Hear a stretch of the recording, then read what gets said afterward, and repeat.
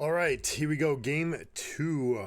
We are on off the backs of a shellacking from game one. BLG completely crushing GenG. They really are going to regret going for that Rift Herald.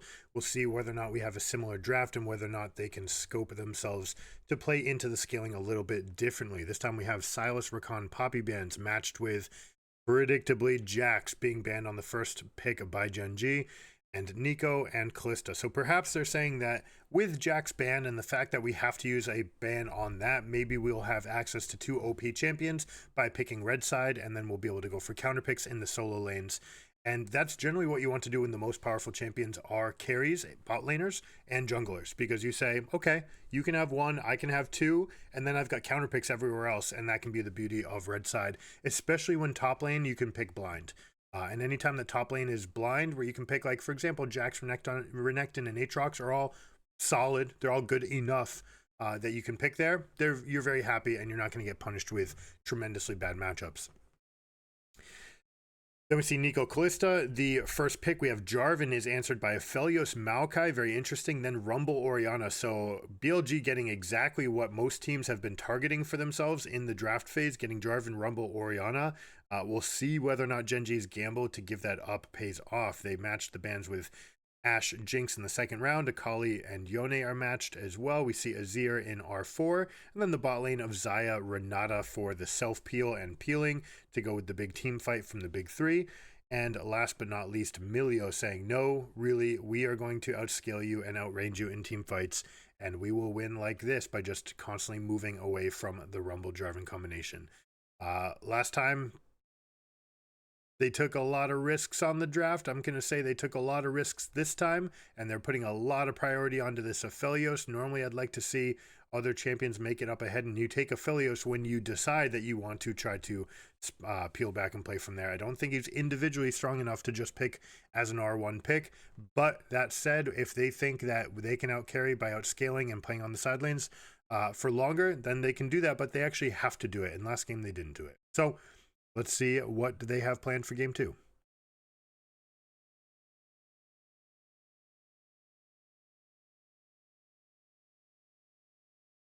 All right, here we go. Fan out start. No, we're getting Milio and Aphelios getting a little bit aggressive here. Going for a little trade with Yagao. Getting some poke damage. Aphelios with the green gun will always have an advantage right there. And uses red gun to heal it back up. Jarvan uses the opportunity to get a ward down. Maokai should probably put one down a little bit later. You see the timing that they go for it, so that's something that you want to keep note if you're an advanced scout, what time these wards are coming out, so you know what time they drop. Add 4 seconds for the lingering vision. Looks like Azir is going to be responsible for body warding. Now, Maokai pathing has been basically the talk of the town and what this champion can offer. So many different level 2, 3, 4 clear plus gank strategies available. The fact that you can basically two-shot the Raptor camp with 2 Qs means that he's an exceptionally fast clear from that camp.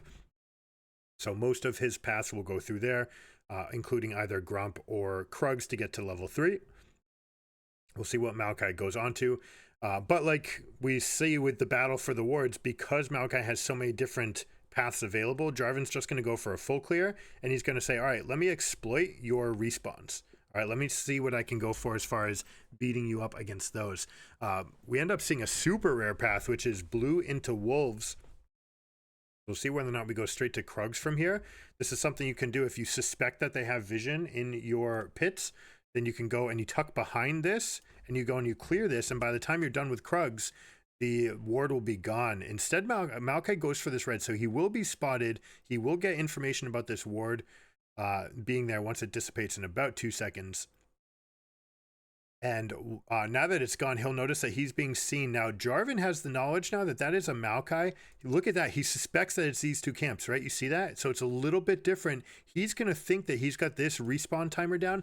Now, I'm going to be honest. I did not know that this path would get level 3. I had to stop my recording and go check it in game. And apparently, ever since the change in the XP, Wolves have 5 more experience than the Raptor camp. And that's the difference between being able to do a wolf buff camp versus doing buff in Raptors. So that is something that we learned today. But Maokai is going to circle back around now and go gank bot. So uses the information against them. Everything that Jarvan knows suggests that he went here and that he's going to be looking to either come back and do it this way or to be in the top side. But instead he's going for an early path bottom, so he's going to have a great path. Peanut just showing us how it's done here. Flashing forward, getting the W flash to make sure that there's no counterplay on trying to step forward. They're going to try to deal maximum damage back to Peanut. They actually get the revive and the first blood.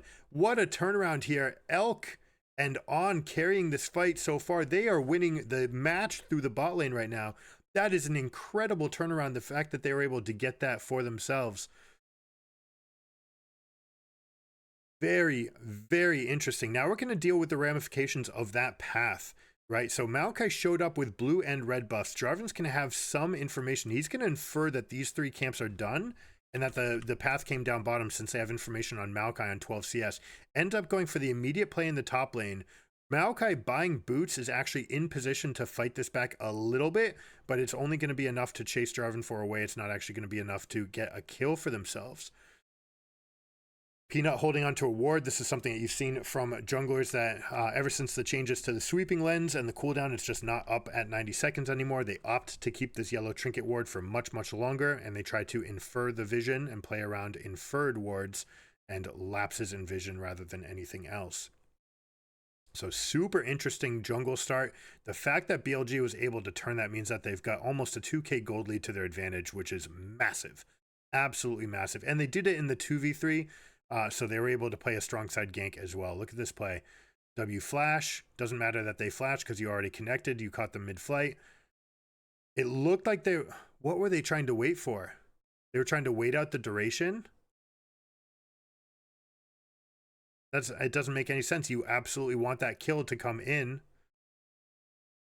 Yeah, I guess, you know, the extra life, they were just trying to say, all right, let's try to play for after.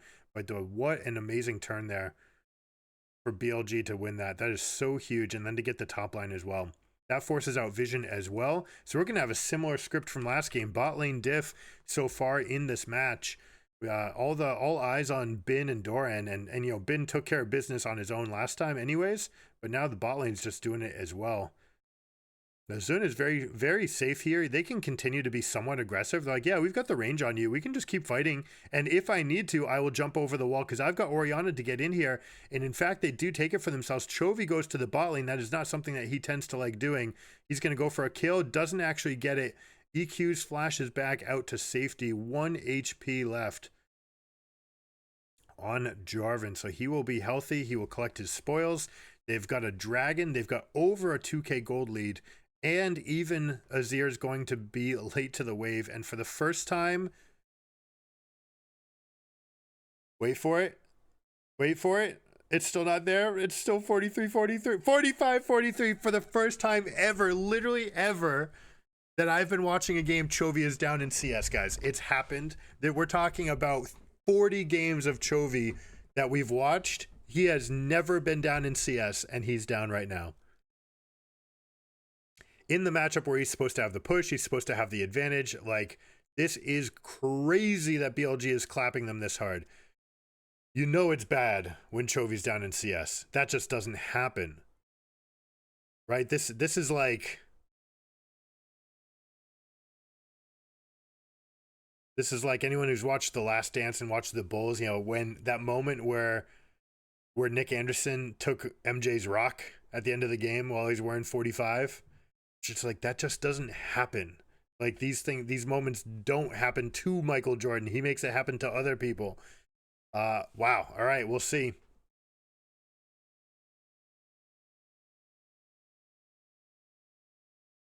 What the rest of the game holds in store. All right, so now Yaga's going to feel very comfortable from here on out. Now that he has this little bit of a lead for himself, also spent that time alone in the lane, so he's going to be first to the levels. You see that he's got about a quarter level advantage onto Azir right now.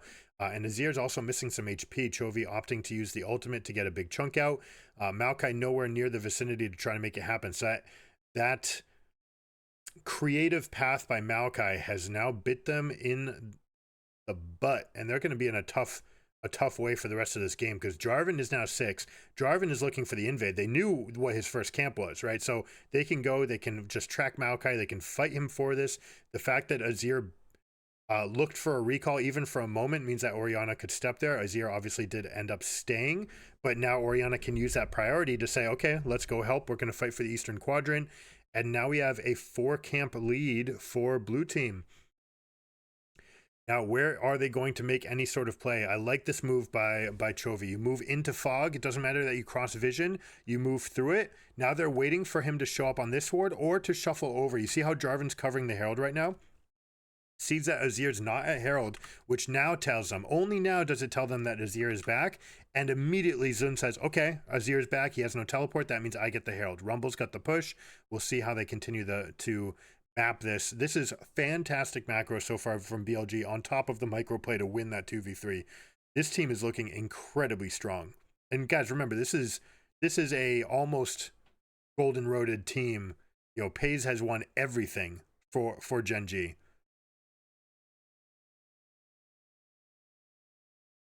Right, like this team just does not lose. This is a super team. They weak side Doran. They play through Chovy, Pays as carries. Peanut has, you know, the most interesting paths in the world, and they just aren't enough right now. We'll see how the game continues. And honestly, you know, this is going to be a problem too. They gave up the power 3 picks to make this draft work for themselves with the Maokai, and they're not getting any of the early pressure that they wanted. It means that they're going to be sitting on a super late first buy. I wonder if this means that Peanut's going to skip the Demonic Embrace, go straight for Radiant Virtue, or whether or not he decides that he needs some help clearing so that he can keep up with the tempo of the Jarvan.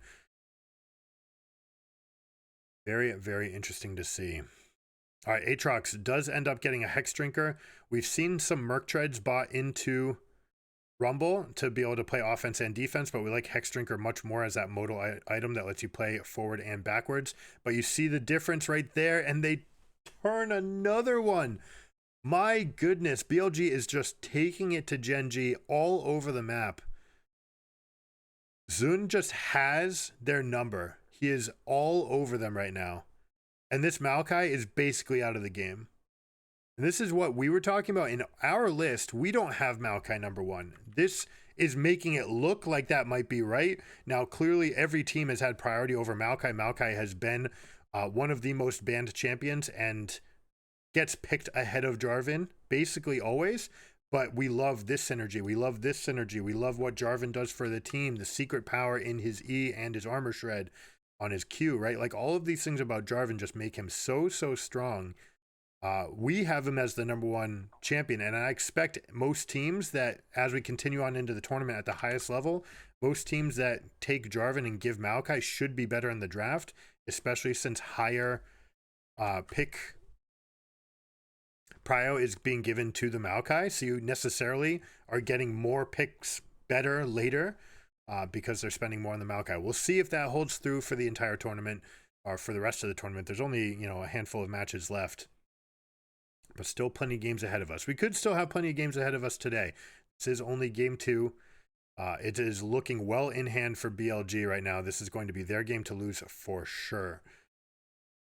Now, fast rotation, 11:30. They go for a proactive play by bringing the AD carry and the support mid. Look at the preoccupied faces right here. These guys are super concerned. Like, what is happening to our team right now? Hold on. We get a proactive play. Nice ward from Doran. Pays off.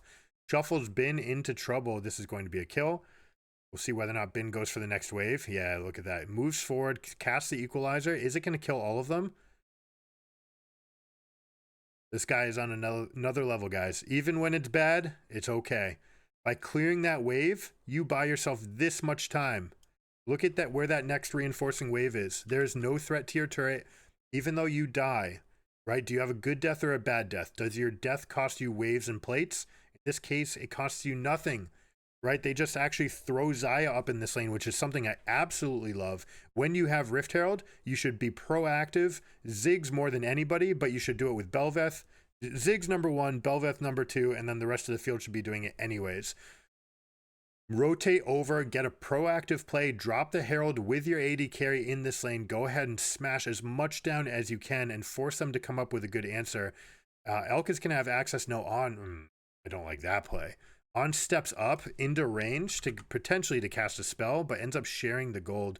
That's not something we like doing. You know, this character right here is going to scale off the gold. We want them to have all the gold in the game. 2,000 more than you? Not enough. I want it to be 2,175 more than you.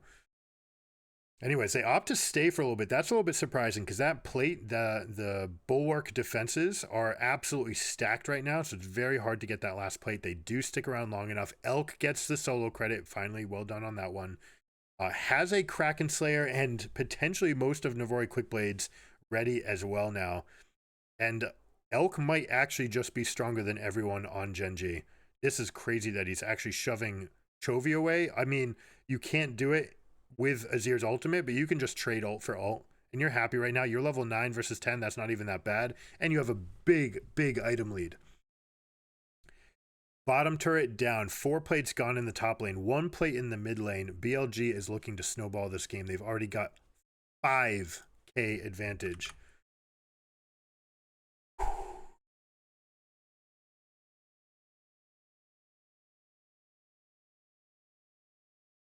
All right, if GenG is going to try to come back, how are they going to do it? Well, they have to try to set traps for vision. All right, you see how they get some very shallow wards right here. This is meant to catch people that are trying for dives and reaching a little bit too much. See Chovy actually flashing away from the harpoon. Doesn't want to get slowed, is afraid that the slow will result in the 2 ultimates getting on top of him, even though he did have flash to get out of a cataclysm if it came to that. Also could have used the wall to pin them to the turret. Surprised to see that. So things are going from bad to worse right now for GenG. Now Elk is going to permanently push this wave. This is a state that Pays is okay with. If you're just trading waves and you're going back and forth playing ping pong with the wave, that is one way you can get back into the game. So BLG is going to look to push and then move. Push, rotate, push, rotate. Get the wave done first. Your team is much more threatening right now, so you will always have access to get this wave first, and you will have access, therefore, to get into the jungle and take more for yourself. Emilio trying his best to pull him back. Actually getting a significant chunk. Good job by Renata blocking the ultimate.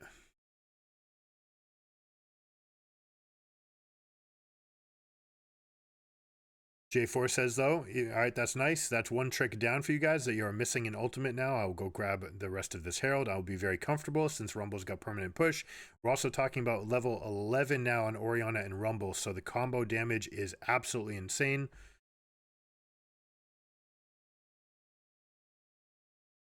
We'll see whether or not they can manifest that into anything. What GenG wants most right now is to just ping pong the waves as much as possible.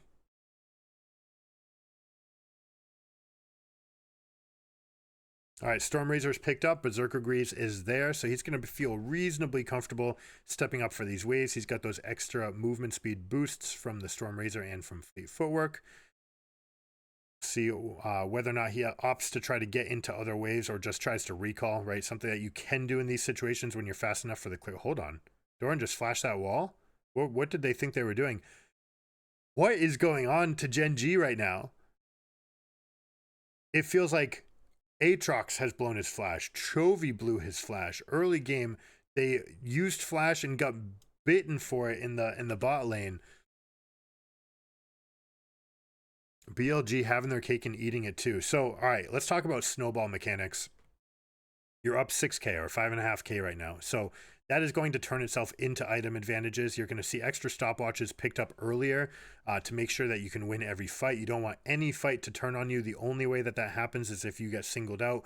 Best way to survive that is to go into stasis for 3.5 seconds and have your team pepper into theirs while they're trying to wait for your respawn or for you to come back for them to finish off. So we'll see more stopwatches come out. We're also going to see proactivity from the mid lane and then go inside out. All right. So the idea is this 3-pronged attack, not by going like this, but by just taking middle and then fanning it out to get the most, right? So you start here and then you're going to umbrella out in one direction, get wards for yourself. That'll allow you to take these camps. Once you start bleeding out these camps, you deny access of the map. So you do something like this and you say, all right, here is our map now. And we're going to leave you with 3/8 of the map. All right, we're going to now have 5/8. This is all ours. And by taking 5/8 of the map, we say we're going to get more resources than you. We can push waves before you because turrets are gone. We can take your jungle camps. We can continue to blow this lead up by having access to an extra 300 gold in the jungle. All right, well, hold on. We get a big fight. Not what GenG wants. We talked about them wanting ping pong. They do not want anything to do with these fights. probably going to pay for it with their lives. BLG paying the iron price for their victory here. Peanut trying like crazy to get one camp back for himself, gets the Raptors. And that's small victories. That's what you have to play for GenG, right? So if the enemy team is saying, here you go, here's your portion of the map, then take it and say, all right, we have control wards here, and we're going to try to put our ward line out here. And I will always have this. I will always feel comfortable to push this far and to at least return this wave back to where it started. Then you can put your strongest person over in this side lane, someone who's not going to be afraid of ganks. Azir or Aatrox is fine because of how mobile they are. And you say, let me buckle down and get this, mitigate my losses, right? Cauterize the wounds and literally burn off, right? It's like, let's say you got amputated, right? This much is gone. Okay, it's gone. Let me cauterize the wound. All right, we're going to stitch it up. We're going to make sure that you can't go any further than that. We don't want the decay to go further. Like once we lose this turret and this turret, then game's like really, really effed. So right now they say, okay, this is our pocket. We're going to play comfortably in here, and we're going to try to take as many resources. I could keep this line on the minimap for the rest of the game, and you could bet that BLG is not going to let them out of this area for more than a wave at a time. Right? You step out of that area, you step out of your safe room, you are going to get punished. From BLG's perspective, like we said, they're going to have access to extra waves. All right, they're going to have, or I should say, they have access to the wave first. Because they have the wave first, it means they get to rotate, means they get to the objectives first. They also get to fight for camps and steal more. Maokai thinks that he's found one avenue for himself. Actually dodges over the Renata ultimate. That's a big step for them. Renata ultimate is completely gone, but now Doran's being hunted down by the Xayah. Xayah just carrying this fight. Holy crap. Elk has that little bit of crazy in him. As Kobe said in the pregame, you know, I like it when my guy has that wild turtle flash forward and carry fights, like has that mindset where they can play to the maximum, not just be the safest, but actually look to flash forward and truly take over a fight. Elk does exactly that, uses the ghost and the flash, and they get Baron for themselves. So they're going to be feeling really good. Potentially a window, though. All three of those tools now means that Xayah has no ability to stop a fight, but besides a straight target line route in the direction that you're coming at her from. Maokai can skip that. Aatrox can flank that. Azir can try to scoop that. So if there's a comeback opportunity, it's going to be by hard engaging onto Xayah in the next 3 minutes and 30 seconds. Interesting rumble ult. Could have accomplished similar by doing it like that, but I like drawing the cutoff. Also ensures that there's not support coming from the other side. The Korean fans, man, they are not having a good time right now. This is their 1 seed too, right? Like now, I mean, assuming that this game goes in hand, this is going to be 5 straight wins for BLG over GenG. They just have their number. They say, yeah, you want a weak side Jorn? Well, we want a strong side Bin, and we're going to take it to you. And not just that, but Elk has shown that he can go at toe-to-toe with Pays and said, I can take this over, right? Peanut trying to play a facilitating role. We'll see whether or not they change that up, or whether or not he goes for his famous Sejuani for game 3, whether or not they put Maokai back on the shelf. Now, Maokai does have some advantages, and as we come up, we start talking about as this game continues, we've got Sapling Toss, we've got the Soldiers, we've got the range of Aphelios, everyone being augmented by Milio, the fact that we have a flank coming from Aatrox. So the formation can be very defensive, right? They can play for a very long con sort of game with a lot of poke. They can try to get multiple interaction. Hold on, Yagao going forward saying, I'm going to throw my Q forward because Chovy's feeling pretty weak. He doesn't have access to flash or ult. Knowing that he's stronger, also keeping them here with the Infernal Drake already in tow. Guys, we're 22.5 minutes in the game. They have Infernal. They have a 10k gold lead. They're in the base with Baron. This is an exceptional performance by BLG, and GenG is going to have to scrap something in the beginning of the game.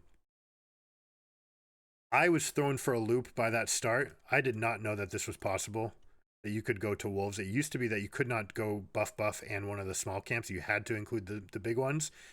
Maybe that adaptation and forcing everything to work around that early start just isn't paying off. It also has very little payback for the second spawn camp. The upside is definitely that Jarvan can't fight you off of your second Raptor spawn, and we saw that Jarvan was completely hoodwinked for the timing. I will be shocked if the coaches don't point it out and be like, hey, by the way, this is a thing. I don't know that anyone knew that unless they figured it out by accident. If you had killed previously, if you had killed a ward, then yes, you had enough extra experience to be able to take whatever 3 camps you wanted. But yeah, just not the case right now. BLG just ripping Pays apart. My goodness. See one stopwatch being used. Bin taking this to the limit. They do get 1 kill back for themselves. So you'd prefer to not have to deal with that. They're trying to make this play. Hold on. That's a big flamethrower from Pays. It's just not enough. But like, it's crazy. The fact that BLG is playing this to the limit, they want that 23-minute win. Like, you can tell that they want to kill it super, super fast. They end up giving a little bit back, but not before the permanent structural damage is there. They're going to deal a lot of damage to that guy before he teleports out. But not enough. All right, this one is down. Baron's up in 2 minutes, 10 seconds. So we're going to see a fight over this quadrant. Normally, you're going to see one person, a fighter like J4 is going to go to this lane, and the 4 stack will go here. This is Jarvan can come in with his flank. Sometimes Rumble can accomplish that. Aatrox or Renekton would be the more common type to come in through this mid lane. You just escort that wave in, especially once that tower's gone. Really, with the tower gone, you don't have that much opportunity, which is why I think Jarvan will do it, because he can jump over this wall and then look for an engage over the side if he needs to. There's also an infernal map, so we're talking about extra blast cones, so we could have some extra angles for offense and for defense. Not going to be many opportunities to try to find this back, but we're talking about a couple flashes being down, right? Elk has most of their tools back, doesn't have the ghost from last fight, but now the flash and the ultimate are back up. Now they move over the vision a little bit.